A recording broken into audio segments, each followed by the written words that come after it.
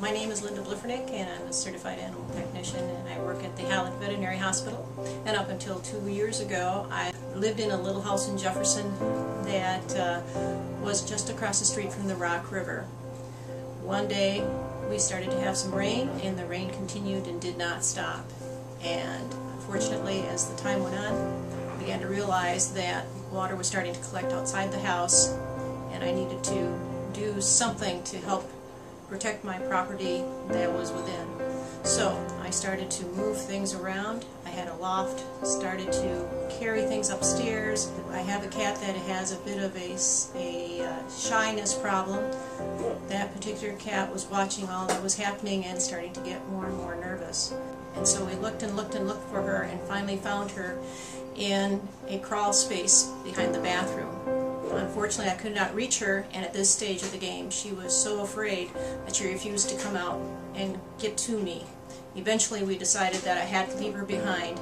As it turned out, I was not allowed back in my house for the next 3 weeks. The city officials took a boat over to the house, which at this point had 29 inches of water inside of it, and they went ahead and put some food inside the window. And at the end of 3 weeks, I entered the house and started moving things around, but still did not see my cat.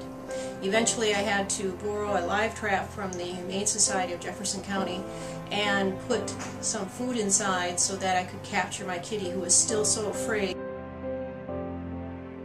We were able to get her out of the house safely, and she appeared to have had nothing bad or any physical problems after having rescued her from the house.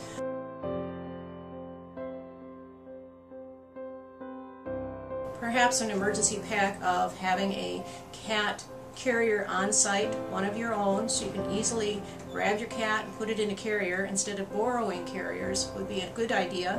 It would also not be a bad idea to have some canned cat food on hand, so if your cat can be, shall we say, persuaded to come close with canned cat food, this would help you keep them confined and perhaps even allow you to put them in a carrier so they don't scamper away.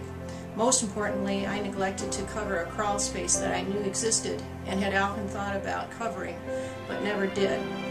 So all in all, Kitty came through it pretty good. Things can happen, and people feel that they're safe in their homes here in the Midwest, but things can turn around and change in a matter of 2 to 3 days. I was out of my house, and it ended up being a permanent exit.